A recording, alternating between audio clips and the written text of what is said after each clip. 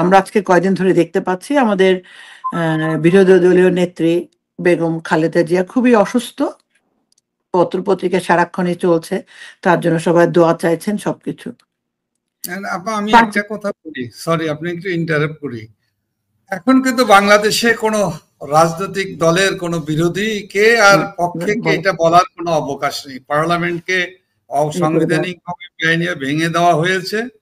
সুতরাং এখন সবাই বিরোধী দল, সবাই মানে আওয়ামী লীগ বাদ দেয়, শুধুমাত্র বাংলাদেশ আওয়ামী লীগ ছাড়া বাকি দলগুলোকে উনি কখনো ওনার নিজের দল হিসাবে উনি পরিচয় করিয়ে দেন, কখনো কখনো কারো পক্ষে যান, কারো বিপক্ষে যান। এটা সবকিছু দখলদার সরকারের প্রধানের ইচ্ছার উপরেই নির্ভর করে। যাই হোক, আমি দুঃখিত। না, আপনাকে অনেক ধন্যবাদ আমাকে ঠিক মতো জিনিসটা বলার জন্য।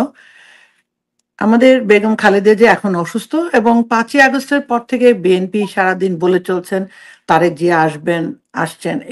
কিন্তু এই মুহূর্তে ওনার মা বেগম খালেদা ভীষণ অসুস্থ। এরপরে কিন্তু ওনার তরফ থেকে কোনো কিছু আমরা শুনছি না এবং আমরা জানি এই ব্যাপারে সরকারও একটা বিশেষ প্ল্যান নিয়ে আগাচ্ছে, মানে ইউনূস সরকার, যেটাকে আমরা -B2 প্ল্যান বলে বলতে পারি। এত কিছুর পরে আপনার কাছে মনে হয় না যে বিএনপি কে এটা বুঝতে পারে না, নাকি বুঝেও না বোঝার ভান করছেন? ব্যাপারটা দুইটা প্রশ্ন আপনি করেছেন, আমি দুইটা আলোচনা এনেছেন। প্রথম হলো বাংলাদেশের শিক্ষা ব্যবস্থাকে ধ্বংস করা।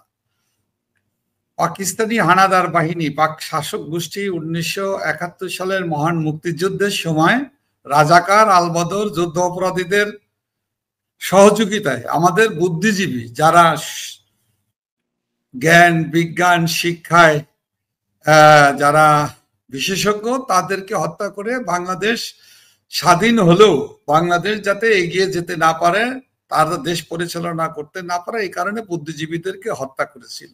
লক্ষ্য ছিল আগামী যে বাংলাদেশ সৃষ্টি হতে যাচ্ছে সেই বাংলাদেশকে পঙ্গু করে দেওয়া, মেধাহীন করে দেওয়া। আর বর্তমান অবৈধ দখলদার ইউনূস সরকার গত 16 মাসে তারা কি করেছে? ছাত্রদের কোটার আন্দোলনের নামে তাদেরকে বিপদগামী করেছে, প্রতারণা করে তাদেরকে রাস্তায় নামিয়েছে কোটার আন্দোলনের নামে। কিন্তু সেখানে সরকার পরিবর্তনের, সরকারের কে উৎখাতের ষড়যন্ত্রের সাথে এই তরুণ সমাজ, ছাত্র সমাজ এবং দেশের জনগণের একটি অংশকে তারা প্রতারণা করেছে। এই প্রতারণা করে রাষ্ট্রীয় ক্ষমতা তারা আমাদের অসংখ্য মানুষের জীবনহানির মধ্য দিয়ে তারা রাষ্ট্র ক্ষমতা দখল করেছে। যারা জীবন দিয়েছে, যারা শহীদ হয়েছে, যারা মারা গিয়েছে, সকলের প্রতি আমাদের শ্রদ্ধা, সকলের আত্মার মাগফিরাত কামনা করি এবং সকলের পরিবারের প্রতিও আমাদের সহমর্মিতা। এটা আমরা বারবার বলেছি। কিন্তু দেখেন সেই ছাত্রদেরকে কি করলো, উনি রাষ্ট্রীয় ক্ষমতা দখল করলো। এদেরকে ব্যবহার করার পরে আমাদের তরুণ প্রজন্ম, আমাদের আগামীর ভবিষ্যৎ, যেই ছাত্ররা মেধাবীরা যারা লেখাপড়া করে মানুষ হবে, উচ্চশিক্ষা গ্রহণ করবে, জ্ঞান গরিমায় উচ্চশিক্ষায় তারা পারদর্শী হয়ে বিশেষজ্ঞ হয়ে দেশকে সার্ভ করবে, দেশে বিদেশে বাংলাদেশকে এগিয়ে নিয়ে যাবে। আজকে সেই ছাত্ররা শিক্ষা প্রতিষ্ঠানে যায় না, আজকে সেই ছাত্ররা পরীক্ষা দিতে চায় না, তাদেরকে সরাসরি পাশ করিয়ে দিতে হবে এবং তাদেরকে পাশ করিয়ে দেওয়ার জন্য ব্যবস্থাও নেওয়া হয়েছে। এ ধরনের ঘটনাও ঘটেছে। তারা পরীক্ষার তারিখে পরীক্ষা দিবে না। এটা কিন্তু বাংলাদেশের দেশরত্ন শেখ হাসিনা শাসন আমলে কিন্তু 15 বছরে কখনই হয়নি। বরঞ্চ বাংলাদেশের শিক্ষা ব্যবস্থার ছাত্ররা, তরুণরা এবং নতুন প্রজন্ম লেখাপড়ায় তারা আগ্রহী হয়ে উঠেছে। তারা মেধাবীরা ভালো উচ্চশিক্ষা নিয়ে দেশে বিদেশে যে ভালো করতেছিল এবং আন্তর্জাতিকভাবে দেশের বিভিন্ন ইউনিভার্সিটিগুলোতেও তারা ভালো রেজাল্ট করে দেশের মর্যাদা সম্মান বৃদ্ধি করেছে। আর এখন সেই বাংলাদেশের তরুণরা, ছাত্ররা লেখাপড়া করে না, লেখাপড়া করতে যাওয়ার আগ্রহ হারিয়ে ফেলেছে। শিক্ষকরা তাদের মর্যাদা পায় না, বিশ্ববিদ্যালয়ের শিক্ষক থেকে আরম্ভ করে কলেজ, স্কুল, এমনকি প্রাথমিক বিদ্যালয়ের শিক্ষকরাও অসম্মানিত হয়। তাদের কে পদত্যাগ করতে বাধ্য করা হয়, তাদেরকে অত্যাচার করা হয়, তাদের গলায় জুতার মালা পরিয়ে দেওয়া হয়, বীর মুক্তিযোদ্ধাদের গলায় জুতার মালা পরিয়ে তাদেরকে দিয়ে তাদেরকে নিয়ে মিছিল করে তারা মব ভায়োলেন্স করে, উল্লাস করে। এগুলো এখন আমাদের জাতির জন্য অত্যন্ত লজ্জাস্কর, দুর্ভাগ্যজনক, এবং একটা জাতিকে যে সভ্যতা, ভব্যতা, সংস্কৃতির ভিতর দিয়ে গড়ে ওঠে সেটাকে নস্যাৎ করা। শিক্ষার দিকে, শিক্ষাঙ্গনের দিকে এগিয়ে যাবে যেই সন্তানেরা, যারা আগামীতে বাংলাদেশকে, সুন্দর বাংলাদেশকে আরো উন্নত সমৃদ্ধ করার জন্য তাদের মেধাকে কাজে লাগাবে, তারা কিন্তু সেদিকে কিন্তু এই দখলদার সরকারের কোনো নজর নেই। পাকিস্তানি হানাদার বাহিনীর দোসর ৭১-এর রাজাকাররা যে কাজগুলো করেছে, ডক্টর মোহাম্মদ ইউনূসের সরকার, তার গংরা ঠিক একই কাজগুলো করছে। অর্থাৎ স্বাধীন দেশটাকে সমৃদ্ধির পথে দেশরত্ন শেখ হাসিনা নিয়ে গিয়েছে, উন্নয়নশীল রাষ্ট্রে পরিণত করেছিল। শিক্ষা ব্যবস্থা একটা ব্যাপক জাগরণ হয়েছিল। আমাদের তৃণমূলের গরিব মানুষের সন্তানেরাও কিন্তু নানা ধরনের বৃত্তি, উপবৃত্তি, সাপোর্ট, খাদ্য সাপোর্ট দিয়ে লেখাপড়ায় আগ্রহী করেছিল। আমাদের ঝরে পড়া শিশুদের সংখ্যা একেবারে শূন্যের কোঠায় নিয়ে এসেছিল। সেই জায়গা থেকে এখন সব জায়গায় নৈরাজ্য। এটা হলো একটা জাতিকে ধ্বংস করে দেওয়া। আমার মনে হয় বাংলাদেশের বাঙালি জাতিকে, বাঙালি জাতিসত্তাকে, বাঙালির সংস্কৃতিকে ধ্বংস করে দেওয়ার এই দায়িত্বটি অবৈধ দখলদার সরকারের মনে হয় একমাত্র দায়িত্ব। এটা বাংলাদেশের মানুষ মেনে নিতে পারে না, মানবে না। এর প্রতিকার বাংলাদেশের জাগ্রত জনতা, বঙ্গবন্ধুর আদর্শের মানুষেরা, সন্তানেরা, জাতির পিতার আদর্শের অনুরক্ত কর্মীরা দেশরত্ন শেখ হাসিনার নেতৃত্বে এই অপশাসনের, দুঃশাসনের, লুটেরাদের, ষড়যন্ত্রকারীদের দাঁত ভাঙার জবাব দিয়ে পদত্যাগে বাধ্য করে বাংলাদেশকে স্বাভাবিক ধারায়, মুক্তিযুদ্ধের চেতনার ধারায় অনতিবিলম্বে ফিরিয়ে আনবে, এটা আমি দৃঢ়ভাবে বিশ্বাস করি। অবশ্যই। আর আপনি দ্বিতীয় যে প্রশ্নটা করেছিলেন, আপনাকে আরেকবার একটু বলবেন আমাকে একটু? আচ্ছা, কোনো অসুবিধা নেই। সেটা হচ্ছে যে বেগম খালেদা জিয়া এই মুহূর্তে খুবই অসুস্থ। এত কিছুর পরও তার পুত্র তারেক জিয়া বাংলাদেশে আসতে পাচ্ছেন না, কিন্তু বিএনপি থেকে সবসময় বলা হচ্ছে উনি এখনই আর অমুক দিন তমুক দিন। তা ওনারা কি, মানে আমার কথা, বিএনপি কি বুঝতে পারছে না যেটা যে একটা প্ল্যানের মাধ্যমে হচ্ছে? এবং এই ব্যাপারটাকে আমরা একটা কথা বলি, এই দখলদার সরকার নানা ধরনের যে চাতুরতা করে, এই মুহূর্তে একটি কথা বলবে, পরের দিন কিন্তু আর একটি কথা বলবে। 2 মাস আগে যে কথা বলেছে 2 মাস পরে যে তার উল্টো কথা বলে, এবং এভাবে বাংলাদেশের মানুষের সাথে প্রতারণা করছে। এবং রাজনৈতিক দলগুলো, গণতান্ত্রিক রাজনৈতিক দলগুলো কেউ সে নানাভাবে প্রতারণা করে, লোভ দেখানো এবং তাদেরকে রাষ্ট্রীয় ক্ষমতায় বসিয়ে দেওয়ার আশ্বাস দিয়ে, প্রলোভন দিয়ে উনি মূলা দেখাচ্ছেন। এই মূলা যদি যারা রাজনৈতিক, যে সকল সংশ্লিষ্ট দলের নেতাদের দায়িত্ব হলো, যার সাথে তারা কথা বলছেন, এই ডক্টর মোহাম্মদ ইউনূস, উনি কোন প্রকৃতির মানুষ, উনি কি করেছেন অতীতে, উনি এখনো কি করছেন, এবং আগামীতে কি করার জন্য উনি ভাবনা ওনার, এগুলোকে পরিষ্কারভাবে বুঝতে হবে। এগুলো বোঝার চেষ্টা করতে, না বোঝার তো কোনো কারণ নেই। ওনার উত্থান কোন জায়গা থেকে, কিভাবে তিনি আজকে হাজার হাজার কোটি টাকার মালিক, উনি হাজার হাজার কাঠা জমির সম্পত্তির মালিক, ওনার ব্যাংক ব্যালেন্সের হিসাব উনি দেন না, উনি ব্যাংকের ওনার টাকা পয়সার ইনকাম ট্যাক্স উনি দেন না, ধরা পড়েছেন এবং জরিমানা হয়েছে, বিচার হয়েছে, সাজা হয়েছে, তারপরে উনি রাষ্ট্র ক্ষমতা দখল করে প্রথমেই উনি মাফ করে দিয়েছেন। ওনার উপরে রাষ্ট্রের যে, জনগণের যে পাওনা, সরকার রাষ্ট্রের যে পাওনা, সেটা উনি দিবেন না। এরকম একজন মানুষকে বিশ্বাস করা এবং আস্থায় নেওয়ার কোনো কারণ থাকতে পারে বলে আমরা মনে করি না। আজকে বেগম খালেদা জিয়া, উনি একজন সিনিয়র নাগরিক, উনি প্রধানমন্ত্রী ছিলেন একাধিকবার, উনি অসুস্থ, মুমূর্ষ অসুস্থ। অনেকে বলেন যে উনি বেঁচে আছেন কিনা, এটা আসলে ক্লিনিক্যালি একজন মানুষকে বাঁচিয়ে রাখা যায়। আইসিইউতে যখন ভেন্টিলেশনের ভিতর দিয়ে লাইফ সাপোর্ট দিয়ে একজন মানুষকে কিছু সময়ের জন্য বাঁচিয়ে রাখা যায়, এরকম একটি অবস্থার ভিতর দিয়ে উনি পার করছেন। উৎকণ্ঠা আছে, হ্যাঁ, তার দলের নেতাকর্মীদের ভিতরেও উৎকণ্ঠা, পরিবারের সদস্যের ভিতরে উৎকণ্ঠা দেখা যায়। কিন্তু উৎকণ্ঠা কিন্তু তার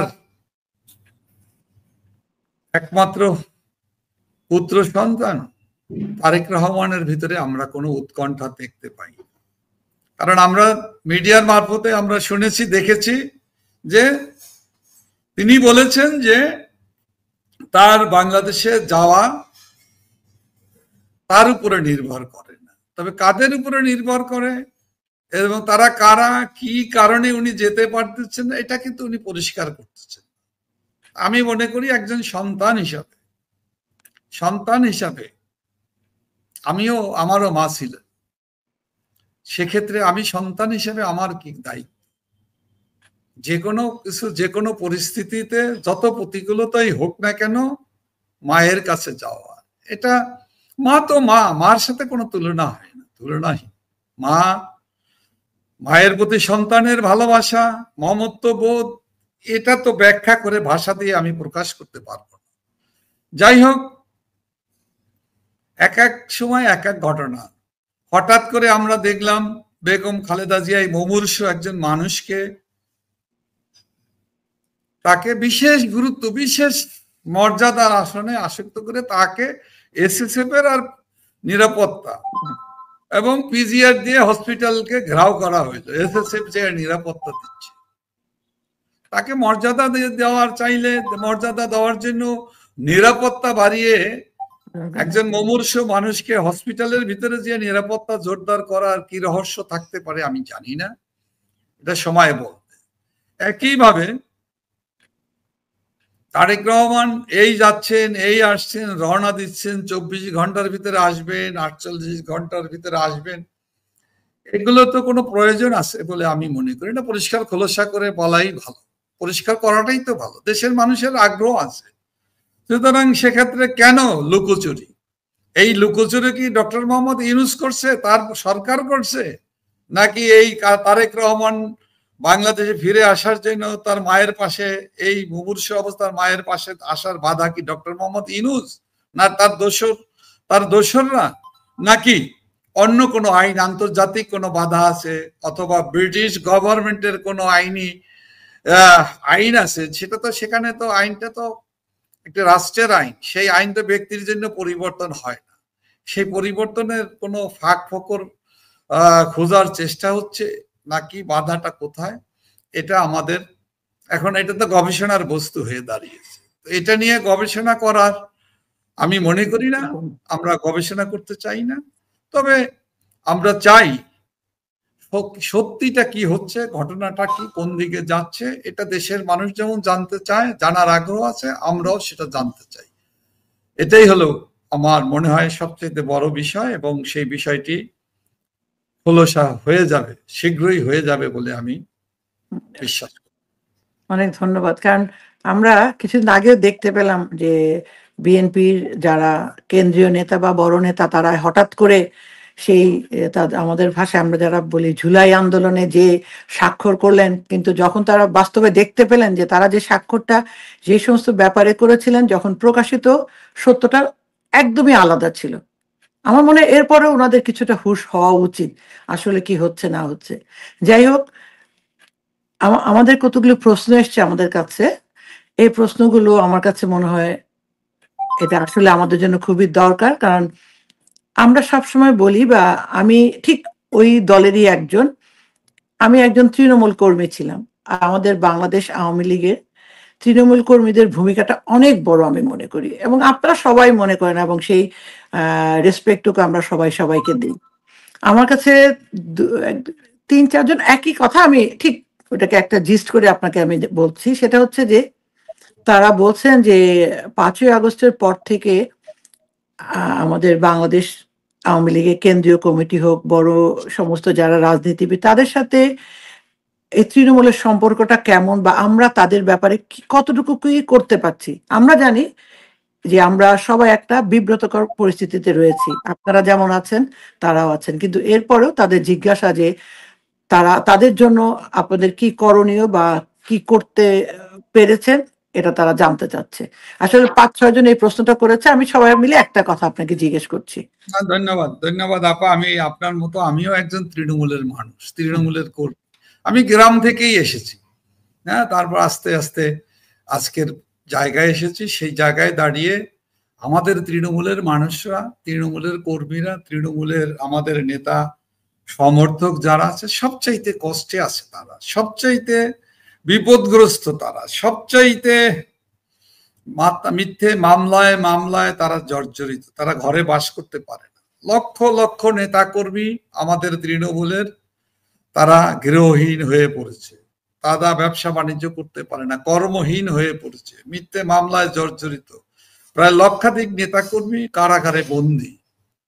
আমাদের তৃণমূলের নেতাকর্মীরা নিজের এলাকায় বসবাস করতে পারে না, অন্য এলাকায় যে আশ্রয় নিয়েছে। তারা নিম্নবিত্ত, হতদরিদ্র, মধ্যবিত্ত পরিবারের সন্তানই তো তৃণমূলের আওয়ামী লীগের মূল শক্তি। সেই মানুষগুলো যখন কর্মহীন হয়ে পড়ে, সেই মানুষগুলো যখন আত্মগোপনে যায়, মিথ্যা মামলা, আতঙ্কে, গ্রেপ্তারের আতঙ্কে, গণগ্রেপ্তারের ভয়ে, সেই মানুষগুলো পেটে খাবার নেই।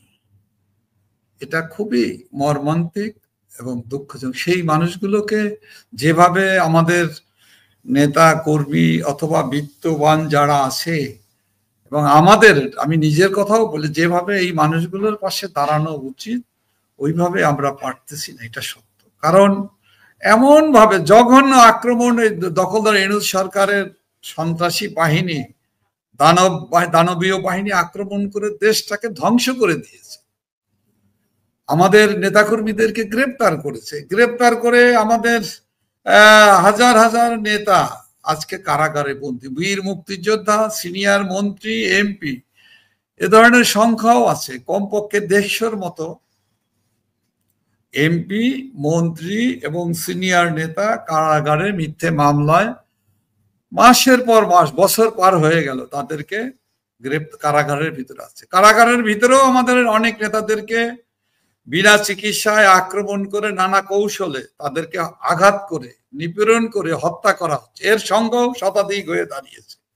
আজকেই আমি কালের কণ্ঠের একটা নিউজে আমি বললাম 112 জনের মতো কারাগারে গত 1 বছরে, 15 মাসে কারাগারে হত্যা করা হয়েছে। এরকম একটি নির্মম অবস্থা। তো 75 সালের 3রা নভেম্বরের কারাগারের অভ্যন্তরে জাতীয় 4 নেতাকে যেভাবে হত্যা করেছে, তার চাইতে যখন 1 বছরে 100-র উপরে নেতাকর্মীদেরকে হত্যা করা হচ্ছে। অর্থাৎ জেলখানাও নিরাপদ নয়। জেলখানার ভিতরেও আমাদের নেতৃবৃন্দরা, আমাদের কর্মীরা বিপদগ্রস্ত, মৃত্যু ভয় আতঙ্কে নিয়েই প্রতিটি মুহূর্ত পার করছে। সেখানেও ঠিক মতো খাবার পরিবেশন করা হয় না, সেখানে প্রয়োজনীয় চিকিৎসা দেওয়া হয় না। এটা তো কারাগারের ভিতরে। কারাগারের বাইরে তো আর এক জগৎ। গোটা বাংলাদেশটাই কারাগারে পরিণত হয়েছে। গোটা বাংলাদেশে আওয়ামী লীগের নেতাকর্মী, ছাত্রলীগের নেতাকর্মী, যুবলীগের নেতাকর্মী, আওয়ামী স্বেচ্ছাসেবক লীগের নেতাকর্মী, কৃষক লীগ, শ্রমিক লীগ, যুব মহিলা লীগ, মহিলা আওয়ামী লীগ সহ বিভিন্ন শ্রেণী পেশাজীবী, সাংবাদিক, আইনজীবী থেকে আরম্ভ করে কবি, সাহিত্যিক, শিক্ষক, শিক্ষাবিদ, ছাত্র, সবাই আক্রমণের শিকার। সবাই এই দখলদার ইউনূস সরকারের সন্ত্রাসী বাহিনীর সন্ত্রাসের শিকার। এরকম একটি অবস্থায় আমাদের নেতাকর্মীরা কষ্টের ভিতরটি প্রতিটি মুহূর্ত পার করছে। আমরা খবর পাই, অনেকের কাছ থেকে শুনি, অনেকে বলেন তারা ক্ষুধার যন্ত্রণা, তাদের কষ্টের কথা বলে। আমরা দুঃখ প্রকাশ করি, চেষ্টা করি কিছু তাদের পাশে দাঁড়ানো, সীমিত ভাবে হলেও আমরা চেষ্টা করি। এটা অবশ্যই আমি মনে করি না এটা পর্যাপ্ত। তবে আমাদের নেতাকর্মীদের যে ধৈর্য, যে সহনশীলতা, দলের প্রতি, বঙ্গবন্ধুর আদর্শের প্রতি তাদের যে নির্মোহ ভালোবাসা, দেশরত্ন শেখ হাসিনার প্রতি তাদের যে আস্থা, বিশ্বাস, দেশের মানুষের যে আস্থা বিশ্বাস, সেটা কিন্তু আমাদের এই কষ্টে, এই দুঃখে, এই নিপীড়ন নির্যাতনে নির্যাতিত নেতাকর্মীরা কিন্তু সেই বিশ্বাসের জায়গাটি, সাহসের জায়গাটি কিন্তু তাদের কিন্তু অটুট আছে, সুদৃঢ় আছে।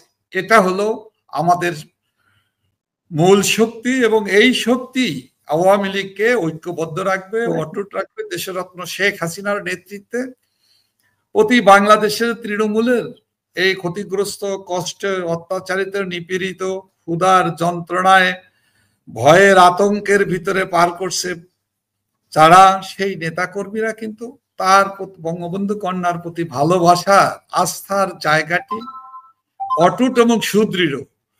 তো এত কষ্টের পরও তারা বিশ্বাস করে অচিরেই দেশরত্ন শেখ হাসিনা বাংলাদেশে এই অবৈধ দখলদার, এই সুদী মহাজনের হাত থেকে জাতিকে রক্ষা করবে। এবং দেশরত্ন শেখ হাসিনার প্রতি যেমন সাধারণ মানুষের, মেহনতি মানুষের, শ্রমজীবী মানুষের, রিক্সাওয়ালা ভাই বলেন আর গাড়ির চালক বলেন, আর শ্রমজীবী ক্ষুদ্র ব্যবসায়ী, সবজিওয়ালা, কৃষক, কিষানী, তাদের যে আস্থা, তাদের যে কথা ইতিমধ্যেই তারা বলা শুরু করেছে এবং বলছে শেখ হাসিনার শাসন আমলেই আমরা ভালো ছিলাম, আমাদের জন্য দেশরত্ন শেখ হাসিনার প্রয়োজন এবং তাকে ফিরিয়ে আনা খুবই প্রয়োজন, এই কথাটা কিন্তু মানুষ বলছে।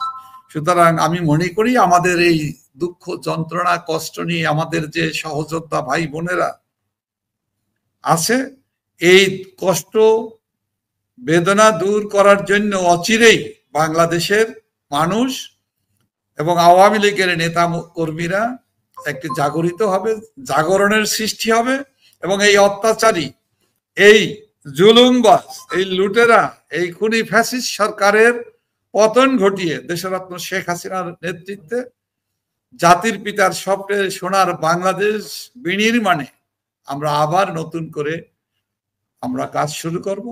এটা আমাদের দৃঢ় বিশ্বাস, ইনশাআল্লাহ তাআলা আমরা সফল হব। অনেক ধন্যবাদ নাসিম ভাই। এবং আমাকে যারা তৃণমূলের পক্ষ থেকে এই প্রশ্নটা করেছিলেন, আশা করি আপনারা পেয়েছেন। আমরা জানি, নাসিম ভাইও বললেন যে আমাদের সাহায্যটা হয়তো ঠিক ১০০ হচ্ছে না, কারণ সবাই একটা সমস্যায় রয়েছে। বাট আপনাদের যে ত্যাগ এবং সবকিছু আমাদের জন্য সারা জীবন, এটা আমরা মনে রাখবো। এবং কারণ তৃণমূলই হচ্ছে আমাদের শক্তির উৎস। আর একজন তৃণমূল হিসাবে আমিও নিজেকে অত্যন্ত গর্বিত মনে করি যে আমি আপনাদেরই একজন লোক। এবার আরেকটা কথা, আপনার এই কথার প্রেক্ষিতে একটু আসতে চাচ্ছি, সেটা হচ্ছে যে অনেকে জিজ্ঞেস করেন বা অনেকে বলেন, অনেকে প্রশ্ন করেন, আচ্ছা আমাদের একটু আগে আপনি বললেন যে ৩রা নভেম্বর আমাদের জাতীয় ৪ নেতাকে হত্যা করা হয়েছিল। তখন কিছুটা হলেও একটু হয়তো আইন কানুন ছিল, কিন্তু বর্তমানে যে অবস্থা, এটা সবার আশঙ্কা যে সেই ক্যাঙ্গারু কোর্ট করে আমাদের যে সমস্ত নেতা বা কর্মী যারাই রয়েছেন ভেতরে, তাদের কি, তাদের জীবনের আশঙ্কা হয়তো আরো ৯০ ভাগেরও বেশি। এই ব্যাপারে আমাদের করণীয় কি, বা আমরা কি করব, অথবা আমাদের কি করা উচিত, এটা একটু যদি আপনি ছোট্ট কথায় বলতেন। আমাদের এই সকল নিপীড়িত, নির্যাতিত নেতা কর্মী, বীর মুক্তিযোদ্ধা এবং নারী নেত্রী থেকে আরম্ভ করে তরুণদেরকে যে কারাগারে মিথ্যে মামলায়, অসংখ্য মিথ্যে মামলা দিয়ে, মিথ্যে সাজানো মামলা করে বিচার করছে, রায় দিচ্ছে, তা শুরু করেছে বাংলাদেশের প্রধানমন্ত্রী দেশরত্ন শেখ হাসিনাকে দিয়ে শুরু করেছে। এটা কিন্তু তারা সুযোগ পেলে এইভাবে তাদের ক্যাঙ্গারু কোর্টের এই বিচারের নামে প্রহসন, এটা কিন্তু তৃণমূলের নেতাকর্মীদের উপরও তারা করতে চাইবে। কারণ তারা হলো মুক্তিযুদ্ধের চেতনার পক্ষের শক্তিকে, বঙ্গবন্ধুর আদর্শের সন্তানদেরকে, এবং যারা বাংলাদেশকে স্বাধীন সার্বভৌমত্ব বাংলাদেশকে যারা বিশ্বাস করে, তারা দেশপ্রেমী, সেই মানুষগুলোকে তারা একে একে নিঃশেষ করে দিবে। আমি মনে করি এটা দখলদার ফ্যাসিস্ট সরকার অনেক কিছুই স্বপ্ন দেখে, দুঃস্বপ্নে পরিণত হবে এবং তারা ব্যর্থ হবে, তারা পারবে না। আমাদের নেতাকর্মীরা, বাংলাদেশের জাগ্রত মানুষ, বাংলাদেশের নাগরিকরা যারা আওয়ামী লীগ করে না, তারাও কিন্তু এই দখলদার সরকারের অত্যাচারে অতিষ্ঠ। দেশের অর্থনীতিকে ধ্বংস করে দিয়েছে, দেশের হত দরিদ্র মানুষের সংখ্যা প্রতিদিন প্রতি মাসে মাসে বৃদ্ধি পাচ্ছে। কর্মহীন নারী, কর্মহীন মানুষের শ্রম কলকারখানাগুলো বন্ধ হয়ে যাচ্ছে, ব্যাংক বিমাগুলো ধ্বংস করে ফেলা হচ্ছে, ঋণের বোঝায় আজকে বাংলাদেশের মানুষ অতিষ্ঠ, দেশের অর্থনীতি বিপর্যয়কর জায়গায় নিয়েছে। অথচ সেই দেশটাকে কিন্তু দেশরত্ন শেখ হাসিনার নেতৃত্বে একটি সুন্দর স্থিতিশীল বাংলাদেশে তিনি গড়ে তুলেছেন। সক্ষম দেশ হিসাবে, আত্মনির্ভরশীল, আত্মমর্যাদাশীল দেশ হিসাবে দেশরত্ন শেখ হাসিনা আমাদের বাংলাদেশকে বিশ্বের রোল মডেল হিসাবে প্রতিষ্ঠা করেছিল। জাতিসংঘ থেকে আরম্ভ করে আপনার উন্নত, সমৃদ্ধ, পরাক্রমশীল রাষ্ট্র সবাই কিন্তু এই স্বীকৃতি দিয়েছিল। এটা পুরনো কোনো বেশি পুরনো কথা, এটা অতি সন্নিকটের কথা, সকলেরই মনে আছে। সেই জায়গায় দাঁড়িয়ে আমরা মনে করি এই যে অন্যায়, যে অত্যাচার, যে অবিচার, যে বিচারের নামে ক্যাঙ্গারু কোর্টের যে রায়, এটা করে আমাদেরকে নিঃশেষ করা যাবে না, কারোরই কোনো ক্ষতি করতে পারবে না।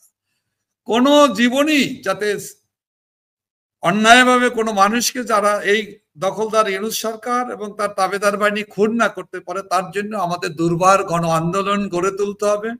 এবং দুর্বার আন্দোলন গড়ে তুলে আমরা মনে করি অচিরেই সেই আন্দোলনের জনজাগরণের সৃষ্টি করে গণ অভ্যুত্থানের মধ্য দিয়ে আমরা অহিংস আন্দোলন করতে চাই। আমরা গণতান্ত্রিক দল হিসাবে, গণতন্ত্রের প্রতি শ্রদ্ধাশীল দল হিসাবে, ঐতিহ্যবাহী দল হিসাবে আওয়ামী লীগের নেতা কর্মীদের দায়িত্ব হলো দেশের জনগণকে ঐক্যবদ্ধভাবে অহিংস আন্দোলনের মধ্যে দিয়ে গণজাগরণ সৃষ্টি করে অচিরেই এই দখলদার সরকারকে আমরা বিদায় করব।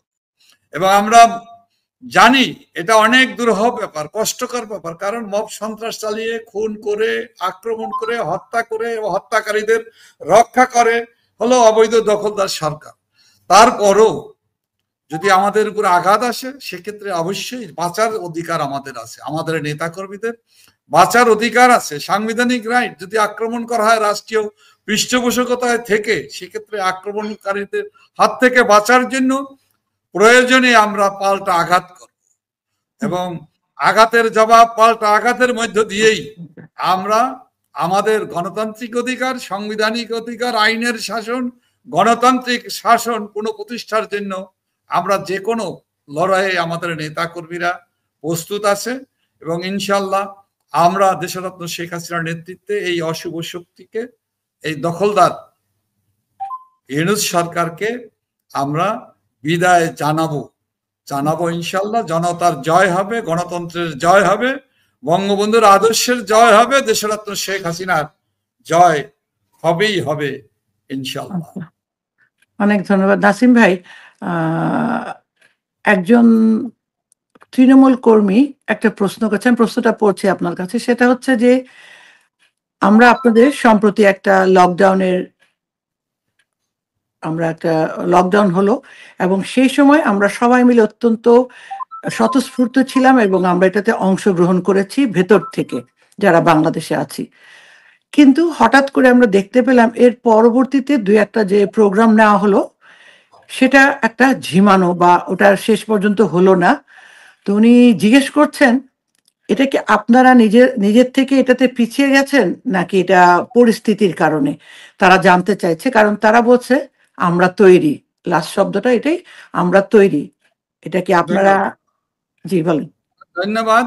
আমাদের যে তৃণমূলের যে সংগ্রামী লড়াকু সহযোদ্ধা বলেছেন তারা তৈরি, আমি তাকে অভিনন্দন জানাই, শুভেচ্ছা জানাই, স্যালুট জানাই। আপনারা যে তৈরি আমরা সেটা জানি। তবে একটা জিনিস হলো, সেটা আমাদেরকে অনেকটা দায়িত্ব নিতেই হয়। লকডাউন কর্মসূচিতে মানুষের যে সমর্থন, ব্যাপক সমর্থন দিয়েছেন আপনারা, তৃণমূলের মানুষরা, নেতা কর্মীরা, সাধারণ মানুষরা সমর্থন দিয়েছে। এজন্য আমরা তাদের কাছে আওয়ামী লীগের পক্ষ থেকে আমরা কৃতজ্ঞতা জানিয়েছি, কৃতজ্ঞতা প্রকাশ করেছি। এবং নৈতিক সমর্থনটা খুব প্রয়োজন ছিল। সে যে বাংলাদেশের মানুষের যে নৈতিক সমর্থন, এটা আমাদের নেতা কর্মীদেরকে উজ্জীবিত করেছে, উৎসাহিত এবং সাহসী করেছে, এটা সত্য। তারপরও আমরা কর্মসূচি দিয়েছি। লকডাউনের পরে 2 দিনের শাটডাউন কর্মসূচি ঘোষণা করা হয়েছিল যে ক্যাঙ্গারু কোর্টে আমাদের নেত্রীর বিচারের রায় যেদিন ঘোষণা করা হবে তার আগের দিন এবং ওই দিন, এরপরে আরো একদিন এই শাটডাউন কর্মসূচির ঘোষণা করা। শাটডাউন কর্মসূচি সফল হয়েছে, নেতাকর্মীদের প্রচেষ্টা, দেশের মানুষের সমর্থনে সফল হয়েছে। কিন্তু এরপরে আমরা একটু অন্য প্রতিবাদ, প্রতিরোধ, জনমত গঠনের এই ক্যাঙ্গারু কোর্টের রায়ের বিরুদ্ধে আমরা শান্তিপূর্ণ কর্মসূচি আমরা ঘোষণা করেছি। এবং দেখুন, আমরা দেশের রাজনৈতিক দল হিসেবে দায়িত্বশীল দল হলো আওয়ামী লীগ, আর এই আওয়ামী লীগের সভাপতি দেশরত্ন শেখ হাসিনা। তিনি তার পরামর্শের বাইরে আমরা আপনাদের আলোচনা থেকে আপনাদের মতামত নেই, আমরা এটা সত্য নিতে হয় এবং নেওয়া প্রয়োজন আছে এবং আমরা নেই। কিন্তু তারপরও কিন্তু জনগণের স্বার্থের ব্যাপারটাকে আমাদের দেখতে হয়। জনগণ কি চায়? জনগণ আন্দোলন চায়। নেতাকর্মীরা, আমাদের সাহসী যোদ্ধারা সংগ্রাম করে ইউনূস সরকারকে এখনই পদত্যাগে বাধ্য করতে চায়, এটা আমরা জানি। কিন্তু পরপর 3 দিন শাটডাউন কর্মসূচি দেওয়ার পরে আমাদের যে নিম্নবিত্ত মানুষরা, যে দরিদ্র মানুষরা, অত দরিদ্র মানুষরা, শ্রমজীবী মানুষগুলো আছে যারা দিন আনে দিন খায়, সেই মানুষগুলোর দিকে তো তারা কিভাবে চলবে, তাদের পেট চলবে কিভাবে, তাদের ক্ষুধা নিবারণের জন্য যদি কাজ করার আমরা সুযোগ না দেই, তাহলে সেক্ষেত্রে এই মানুষগুলোর পরিণতি, এই মানুষগুলোর কি হবে? এটা কিন্তু আমাদের যেমন ভাবতে হয় রাজনৈতিক দলের, এবং আপনাদেরও কিন্তু এই ভাবনার জায়গাটা আছে, নাই আমি বলছি না, সেটাও কিন্তু ভাবতে হয়। তো সবকিছু মিলিয়ে আন্দোলন সংগ্রাম তো চলতে থাকবে, এটা চলবে, এটা বন্ধ হয়। এটা কখনো এটা মাত্রা সংযুক্ত হয়, এটা কখনো ঢেউ, ছোট বড় ঢেউ হতে থাকে, স্রোত ঢেউ, হ্যাঁ, এটা হতে থাকে। একটা সময় গিয়ে ঢেউয়ের মাত্রা বাড়ে, জলোচ্ছ্বাস হয়, হ্যাঁ, সেটা রাজনৈতিক আন্দোলনটা অনেকটা এরকম। সেই কারণে আমরা মানে থেমে গিয়েছি অথবা আমরা আন্দোলন করতে চাই না, ব্যাপারটা এটা না। আমরা জনগণের সুখ দুঃখগুলোকেও আমাদের অংশ হিসাবে আমরা দেখি, সেইভাবেই আমরা চিন্তা করি এবং আমরা মনে করি আমাদের আন্দোলন বন্ধ হয়নি। আন্দোলন শুরু হওয়ার আগের যে ম্যাগ, সেই ম্যাগের ঘন ঘটা চলছে। যে কোনো আমরা অচিরেই আমরা আন্দোলন চূড়ান্ত কর্মসূচি ঘোষণা করব, যে কর্মসূচির মধ্য দিয়ে আমাদের লক্ষ্য একটাই, দেশে গণতান্ত্রিক শাসন ব্যবস্থা প্রতিষ্ঠা করা, অবৈধ দখলদার ফ্যাসিস্টদের হাত থেকে বাংলাদেশকে রক্ষা করা, বাংলাদেশের মানুষদের জনস্বার্থ রক্ষা করা, সাংবিধানিক ভাবে রাষ্ট্রীয় ব্যবস্থা, রাষ্ট্রীয় কাঠামোতে সাংবিধানিক শাসন ব্যবস্থা প্রবর্তনের লক্ষ্যে, পুনরুদ্ধারের লক্ষ্যে আমরা অবৈধ দখলদার এই সরকারকে আমরা পতনের লক্ষ্যে আমরা আরো সুদৃঢ় কর্মসূচি ঘোষণা করব। আমাদের কর্মসূচি একটাই, আমার লক্ষ্য একটাই, সেটা হলো step down Yunus, step down Yunus. কারণ বাংলাদেশের মানুষের, বাংলাদেশের জন্য সবচেয়ে বড় সংকট এবং বাংলাদেশের মানুষের জন্য অভিশাপ হলো ডক্টর মোহাম্মদ ইউনূস। সুতরাং তার পতনের জন্য, তার বিদায়ের জন্য আপনারা প্রস্তুত হন, সংগঠিত হন এবং আওয়ামী লীগের পক্ষ থেকে, দেশরত্ন শেখ হাসিনার পক্ষ থেকে যখন আন্দোলনের কর্মসূচি ঘোষণা করা হবে, সে কর্মসূচিতে আপনারা সকলে অংশগ্রহণ করবেন, এই আহ্বান জানাচ্ছি বিনীতভাবে। আপনাদেরকে বলতে চাই, আওয়ামী লীগ বঙ্গবন্ধুর আদর্শ, দেশরত্ন শেখ হাসিনার নেতৃত্বে আমরা বাংলাদেশের মানুষের স্বার্থে, দেশপ্রেমিক নাগরিক হিসাবে, দেশপ্রেমিক দল হিসাবে বাংলাদেশ আওয়ামী লীগ কারোর সাথে, কোনো অপশক্তির সাথে আমরা কোনো ধরনের ছাড় আমরা দেব না। এটা আমাদের দৃঢ় প্রত্যয়, দৃঢ় অঙ্গীকার। ইনশাল্লাহ বঙ্গবন্ধু কন্যা দেশরত্ন শেখ হাসিনা সফল হবেন, আওয়ামী লীগ সফল হবে, বঙ্গবন্ধুর আদর্শের সোনার বাংলাদেশ প্রতিষ্ঠা হবেই হবে। জয় বাংলা, জয় বঙ্গবন্ধু।